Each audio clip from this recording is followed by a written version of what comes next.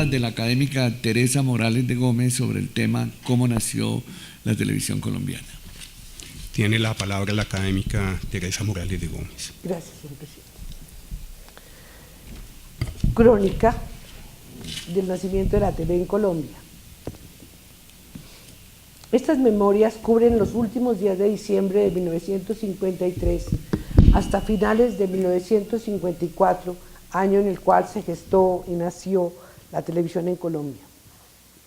No tiene este texto el rigor de un testimonio histórico, ni pretende ser otra cosa que la crónica de unas ejecutorias de un joven visionario para quien nada parecía imposible y de unos días de frenética actividad, de una triunfante carrera contra el tiempo. No pido sino benevolencia para la lejana narradora de esos días. La historia, dicen, la escriben los vencedores, y en este caso Fernando Gómez Agudelo no lo era.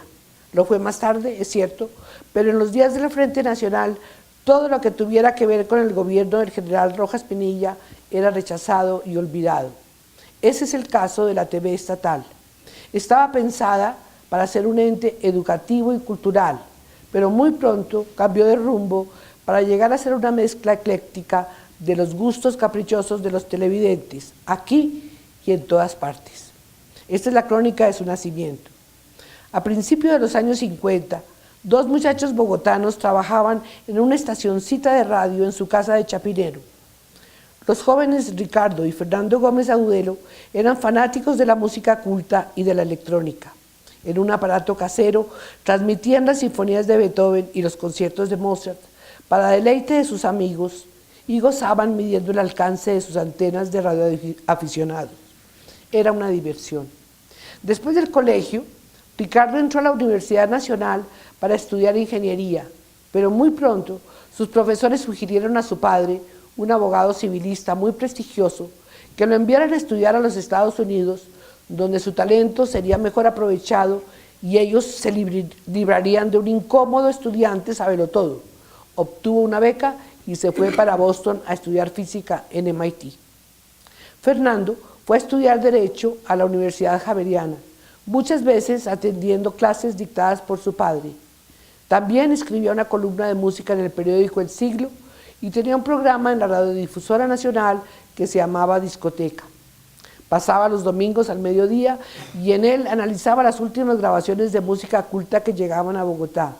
Allí lucía sus habilidades en el manejo de los discos en las inmensas tornamesas de la radiodifusora. Su orgullo de perfeccionista era lograr el empate perfecto en los discos de 78, de manera que no hubiera quiebre en la audición. Creía que si se interrumpía la música, el placer se perdía. Una sinfonía de Beethoven a retazos no lo toleraba. En agosto de 1936 se inauguraron los 10º Juegos Olímpicos en Berlín. Era la primera vez que este evento era visto a través de un nuevo medio de comunicación, la televisión.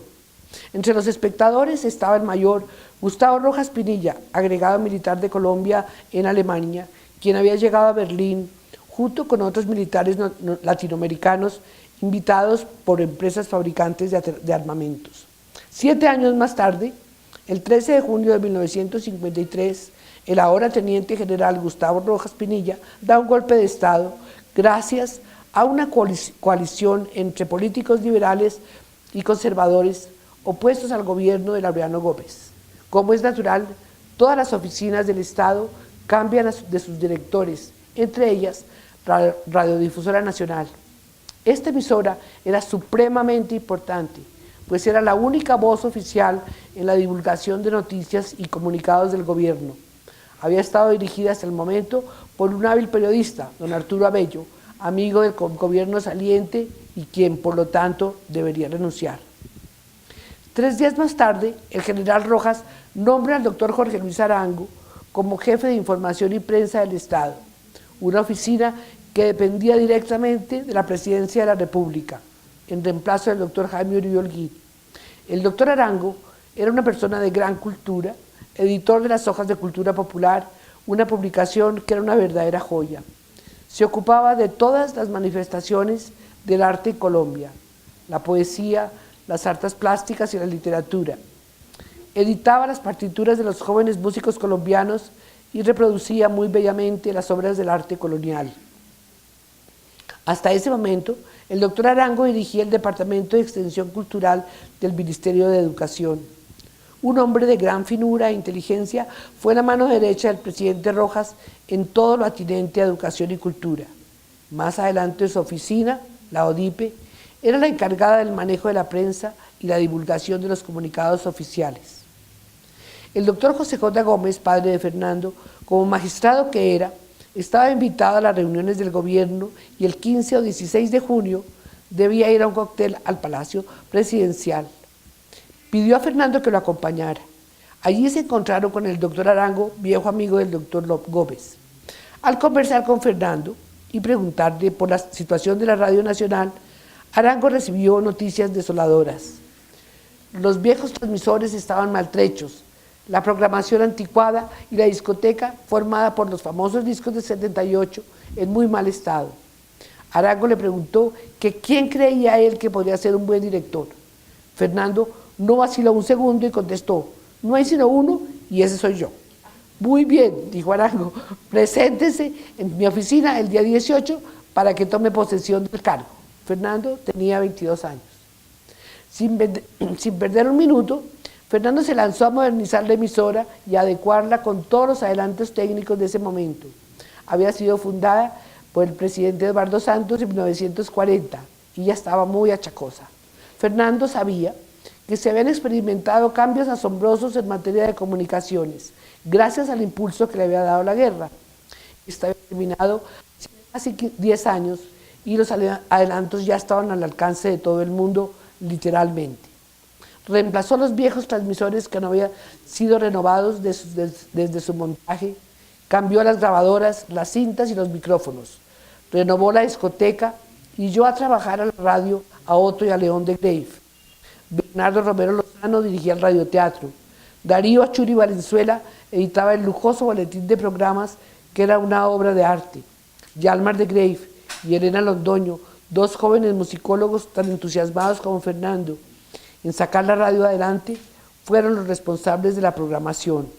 A final del año de 1953, el trabajo de la radio estaba completo. Aquí debo decir que Fernando se había convertido en un eficaz ayudante de Jorge Luis Arango y sus opiniones eran tenidas en cuenta. Por lo tanto, un día en que estaba dando un informe de su trabajo al general, se atrevió a proponer: Excelencia, ya la radiodifusora nacional se oye en las antípodas. ¿Qué le parece si ahora hacemos televisión? El general Rojas ya había visto televisión. Fernando no la había visto nunca. El presidente se entusiasmó. Bueno, Gómez, como le decía, hágala, pero la tiene lista para el 13 de junio. Celebraremos un año de gobierno. Esto debió ocurrir en noviembre de 1953. Tenía algo más de 8 meses para cumplir la orden. Nunca se había imaginado que su trabajo tuviera que ser llevado a cabo en ese cortísimo tiempo. Había que empezar a trabajar ya mismo. Su primer impulso fue llamar a su hermano Ricardo a MIT para contarle lo que le estaba ocurriendo. Ricardo, prudentísimo y adivinando las reacciones de todo tipo que semejante empresa iba a desencadenar, le pidió que no hablara con nadie. Traiga un mapa de Colombia, lo más detallado que pueda, y véngase para Boston. Yo le reúno aquí a los mejores físicos especialistas en radiación y ellos le podrán ayudar. Y así fue. Fernando viajó a Boston con su mapa debajo del brazo, confiado en que su hermano y el grupo de sabios de MIT le ayudarían a encontrar el mejor camino. Cuando llegaron a la conclusión de que Colombia, por su topografía, necesitaba cierto tipo de antenas y de transmisores que irradiaban hacia un área determinada, unidireccionales, me atrevo a recordar, y no omnidireccionales, recomendaron las fabricadas en Alemania por la Siemens. Estas se adecuaban perfectamente a las necesidades colombianas. Aceptó el consejo y no se repitió nunca. Tanto los transmisores como las antenas eran perfectos y trabajaron sin ninguna falla durante muchísimos años. Nunca Fernando tuvo que enfrentarse a una crítica sobre su decisión, ni se dijo que su adquisición había sido equivocada. Estos aciertos le daban gran satisfacción. Que su cuidadoso trabajo hubiera tenido éxito en ese mundo de técnica tan sofisticada, le permitió siempre estar tranquilo y orgulloso de su gestión. Pero volvamos a 1953. Compró un abrigo de invierno con la esperanza de verse un poquito mayor y se lanzó solo a enfrentar la nube de ingenieros que lo estaban esperando para tomar las decisiones. Como el propósito de Rojas era establecer un medio educativo y cultural, decidió que una alianza operativa entre los ministerios de Educación, Comunicaciones y Gobierno sería ideal como ente organizador de la televisión. Pero las dificultades surgidas demostraron que era preferible que la televisión dependiera directamente de la Oficina de Información y Prensa del Estado, ODIPE, y esta de la Presidencia de la República. De esa manera, la TV contaría con un presupuesto fijo que garantizara la expansión de la amplia red proyectada para cubrir el territorio nacional. En el extenso reportaje que Fernando Gómez concedió a Ana María Videgain en marzo de 1993, pocos meses antes de su muerte, Fernando recordaba cómo había sido su encuentro con el general Rojas a su llegada de Europa. Volví a Colombia y Rojas estaba en Melgar, en una finca que tenía allá. Era una casita chiquita y normalita, y en vez de piscina había un pozo en el río. El edecán, que era amigo mío, me dijo: Fernando, llévese el vestido de baño, yo odio las piscinas y todo eso, llévelo porque lo clava en el pozo. Entonces me lo llevé y preciso, vamos para el pozo. Entonces yo le dije: Excelencia, hasta Rojas se les decía excelencia, yo tengo mucho papel que mostrarle. Entonces me dijo: si necesita papeles para hablar, entonces no sabe nada, de manera que pongas el vestido de baño y vamos para el pozo. Los papeles eran los mapas del país y los planos de la red. Y allá en el pozo le eché todo el cuento y subimos y almorzamos y me dijo: súbase ya para Bogotá, lo mandó en el avión, tiene que empezar a trabajar ya, porque lo inauguramos el 13 de junio. Esto era a finales de diciembre del 53. Y yo le dije: ay, excelencia, 6 meses, comprar, buscar, decidir. Contestó: usted puede, pero se arranca ya. En Colombia se sometió su proyecto al dictamen de un experto belga, Jacques Jumiot, quien concluyó que el proyecto técnico no dejaba nada que desear y destacó el uso de las antenas unidireccionales escogidas, con las cuales se podría cubrir el país con muy pocas estaciones repetidoras. Gran escepticismo causaba la instalación de esas antenas, cuya ganancia era muchísimo mayor que las usadas hasta entonces. Por esta razón, se exigió al fabricante una altísima garantía de funcionamiento. Como se excluían la fuerza mayor y el caso fortuito en las condiciones del contrato, tuvo que enviarse un segundo equipo por barco, previendo que se cayera el avión en el que venían los equipos principales. Recuerdo que había que montar la gigantesca antena de 30 metros en la azotea del Hospital Militar, que estaba en obra negra. Había que subir 20 pisos a pie cuando no había malacate, y montarla era de la mayor urgencia. Olimpo Gallo, jefe de la obra del hospital, reunió a su ejército de trabajadores y pidió voluntarios para esta tarea titánica. Todos se presentaron. Recuerdo una mañana del sábado por la mañana, cuando entre todos esos muchachos izaron la estructura gigantesca, armados de manilas, escaleras y vigas de madera. Era un prodigio verlos trabajar. Los técnicos que llegaron más tarde no tuvieron nada que corregir. Se pensó en instalar los transmisores en Monserrate, pero la señal irradiada pasaría por encima de la ciudad y la imagen se perdería. Se decidió entonces instalarlos en la azotea del Hospital Militar, como vimos más arriba. Desde allí se veía toda la sabana y se vislumbraba la repetidora del Ruiz. Pero a los médicos les preocupaba que la irradiación afectara a los enfermos o interfiriera con los delicadísimos equipos médicos. Hubo que traer especialistas en el tema para zanjar todas las dificultades y obtener el permiso. Cito a Fernando literalmente: los transmisores había que mandarlos en avión. Era un proceso administrativo complicadísimo, pero si los mandaban por barco no alcanzaban a llegar. Los alemanes los mandaron en avión por la KLM, pero cuando llegaron a Bogotá, me llama el director de la Aeronáutica Civil y me dice: lo siento, pero ese avión no puede aterrizar porque no hay convenio con Holanda, no puede aterrizar. Espera un momentico, yo lo vuelvo a llamar. Llamé a Rojas y le dije: excelencia, Nuestros transmisores están volando encima de Bogotá, pero no pueden aterrizar. ¿Cómo así? No hay convenio con Holanda y yo no sé de eso. No sé de derecho internacional. Carajo, Gómez, llame a ese señor y dígale que está destituido. Y usted queda nombrado jefe de la aeronáutica civil mientras aterriza el avión. Después nombramos a otro. Sobra decir que el avión aterrizó sin problemas. Ahora hay que pensar en los estudios, las cámaras, las luces, las consolas, con los millones de switches e instalarlos. Era una locura. Fernando viajó a los Estados Unidos para adquirirlos. Era la solución adecuada, pues para los operarios era más fácil trabajar con técnica norteamericana. Fueron escogidos los de equipos Dumont y más adelante se importaron las cámaras RCA. Se proyectó el nuevo edificio de la Telefónica para los estudios, pero no cabían ni la tramoya ni los backings por los ascensores. Tampoco la altura de los techos permitía la instalación de las altas grillas de iluminación. Como todo tenía que hacerse a las carreras, se decidió por el estudio 1. Se podría instalar en los sótanos de la Biblioteca Nacional que estaban desocupados en ese momento. Entre las muchas personas que se oponían a la idea estaba yo, que venía de una familia de bibliófilos y me aterré con la perspectiva. La idea de un incendio en un espacio que guardaba la memoria del país, donde estaban nuestros incunables y los testimonios de nuestra nacionalidad en frágiles hojas de papel. ¡Qué horror! ¿No se puede en otra parte? Dos recuerdos me asaltan recordando estos momentos. Las palabras tranquilizadoras de Fernando. No te afanes, es por muy poco tiempo. Ya están encargados los estudios en el CAN. Los construirán Cuellar Serrano Gómez y los diseñará el ingeniero Dushinsky, un experto mundial. Es por unos días, puedes estar tranquila.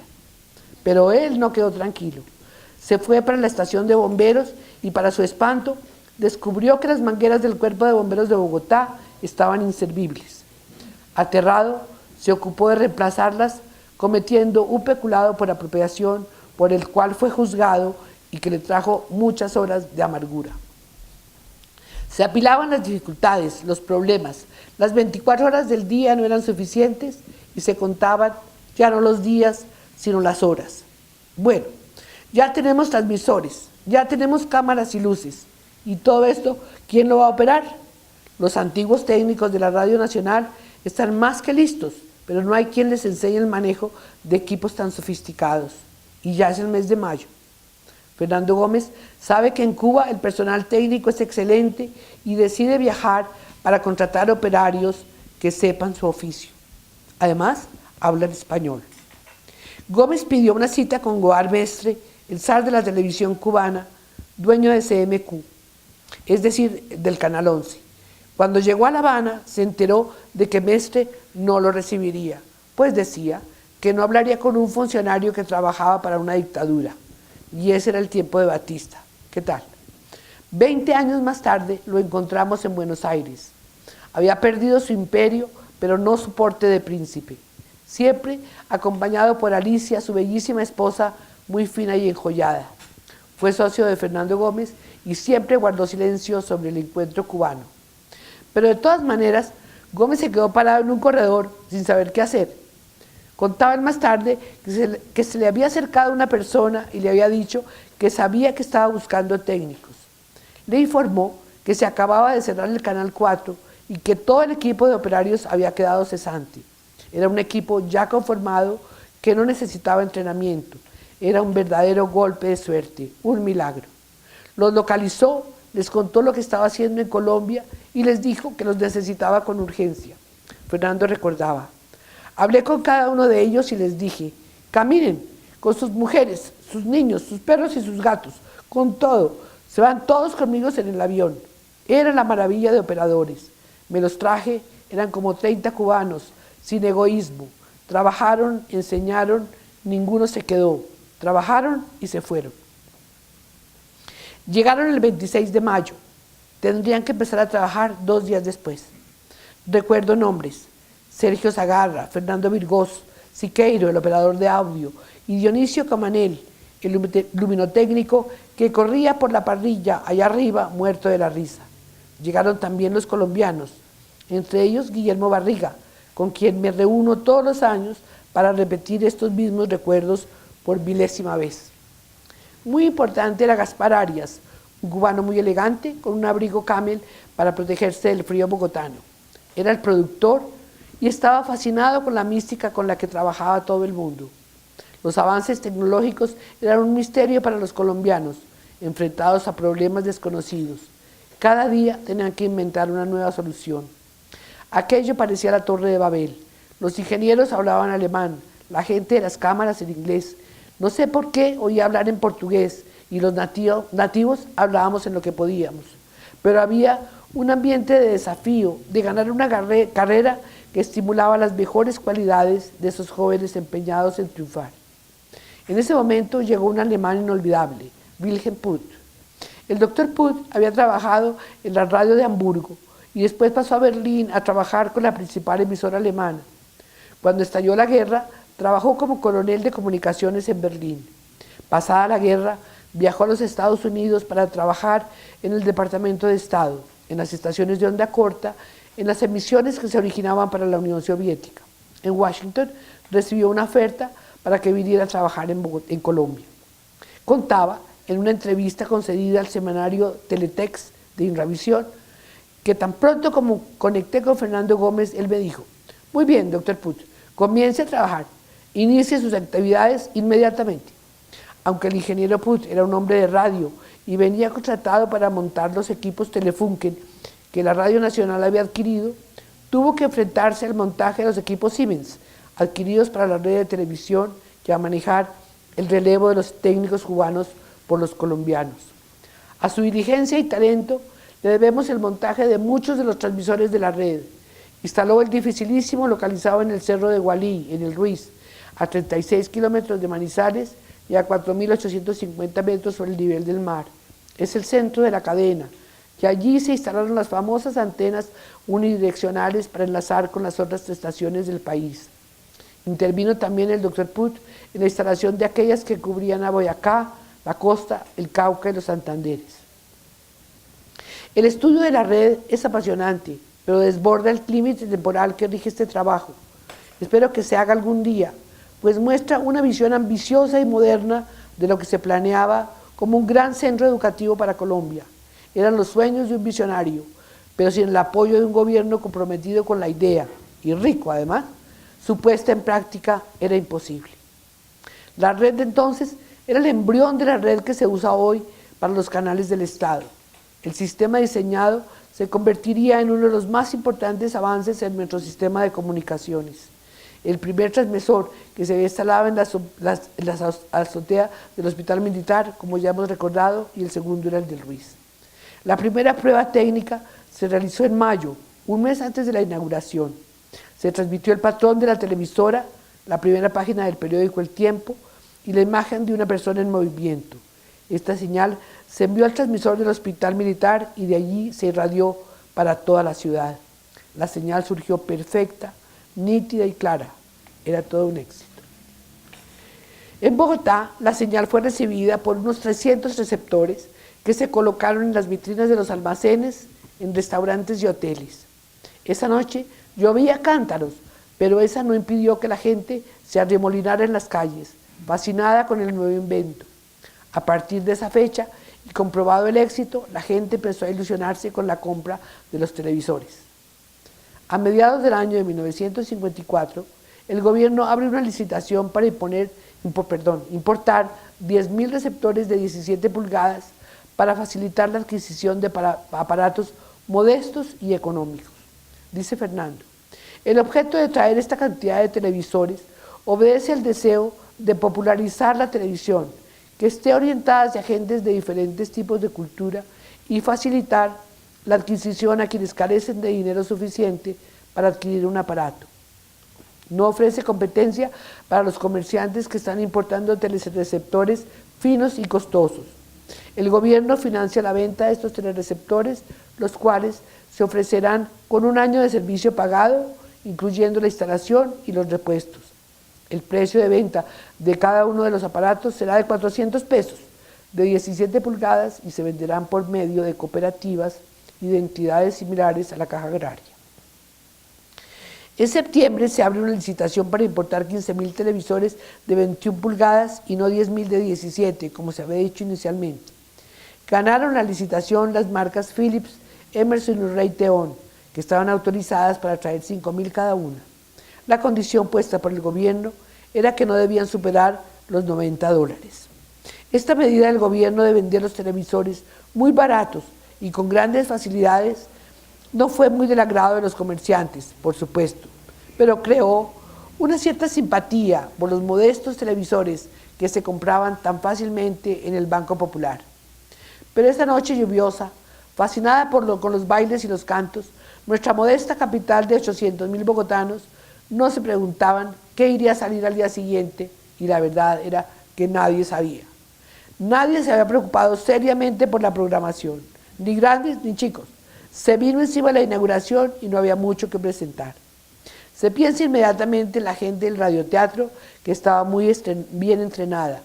Las obras presentadas por la Radio Nacional tenían tal categoría que se repetían en el Teatro Español de la BBC.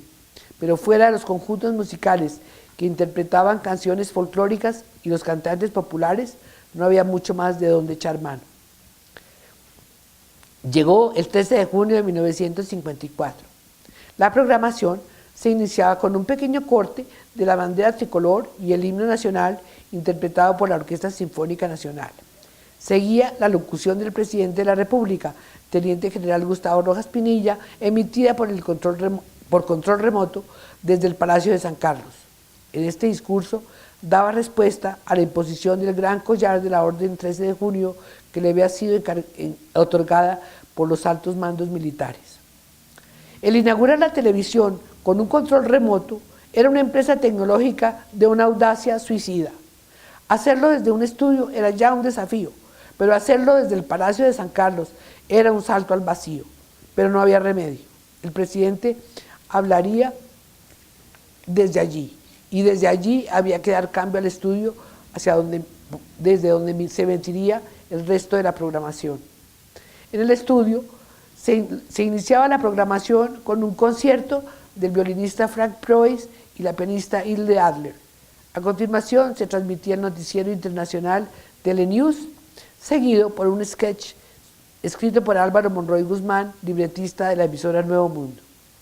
Lo interpretaban los tolimenses, un dúo de cantantes muy populares que resolvió actuar en el pequeño número cómico. Representaban un campesino que va por primera vez a misa y no entiende nada. Seguía un drama escrito por Bernardo Romero Lozano que se llamaba El niño del pantano. El niño era su hijo Bernardito, más tarde famoso director, que en ese entonces tenía 13 años y que se dejó disfrazar con ramas y plásticos pegados con cocedora. Siguen unas danzas colombianas interpretadas por el ballet de Kirill Piqueris. Se acaba la transmisión y nadie sabe qué va a pasar al día siguiente. La Radio Nacional hace una importación de películas siempre con la consigna de que fueran culturales o didácticas, pero no solucionaban los problemas sino en una mínima parte. La incertidumbre en el equipo de producción era total. Surgían algunos programas fijos, pero la improvisación era la regla. Tanto el personal técnico como los artistas estaban viviendo una experiencia alucinante. Todos estaban aprendiendo a improvisar frente a las cámaras, ya que todo se hacía en directo, casi sin tiempo de ensayar. Cuando no se sabía qué hacer, siempre se podía recurrir a Luis Bacalov, un pianista argentino, amigo de Fernando, futuro ganador de un Oscar. Luis se ponía una boina y tocaba tangos a la maravilla, o un frac para interpretar una partita de Bach. Bernardo Romero Lozano, fundador de la Escuela de Arte Dramático, era el gran director artístico. Más adelante entró Víctor Mayarino y entre los dos formaron una gran escuela que llegó a unos niveles altísimos. En los primeros días abundan las estampas, en las que cabía cualquier cosa, ballets, canciones, orquestas, declamadores, diga nomás. Como la TV venía de una radio muy buena, se trasladó ese saber a los estudios. Programas costumbristas explotaron la cotidianidad colombiana. En julio de 1954 aparece Hogar, Dulce Hogar, de Víctor Mayarino. El 1 de agosto se transmiten las carreras de caballos desde el hipódromo de Techo. Fue un gran éxito. Poco a poco vamos aprendiendo llega Gloria Valencia de Castaño con un programa llamado Conozca a los autores, con entrevistas a poetas y novelistas heredado del HJCK. El doctor Enrique Uribe White, presenta un pretencioso programa que se llama Preguntando, pero no dura mucho. Debo recordar un anuncio en el periódico que decía: vendo televisor, motivo Uribe White. Se mostraba ya la esencia del medio, sus exigencias, sus demandas, su carácter de entretenimiento masivo, sobre el cual se han escrito tantos y tantos volúmenes. La gente, con su televisor recién comprado, pide algo sustancioso, quiere diversión y más diversión. En noviembre llega un programa religioso llamado Fe y Liturgia. Se presenta Monseñor Emilio de Brigar y, para completar, una película sobre el Papa. No era mucho. En enero de 1955 empieza El Minuto de Dios, presentado por el padre Rafael García Herreros, el Telepadre, quien, a pesar de su tono adusto, logra el cariño y la atención de los televidentes. Sus ejecutorias, El Barrio del Minuto de Dios y El Banquete del Millón, son ejemplares.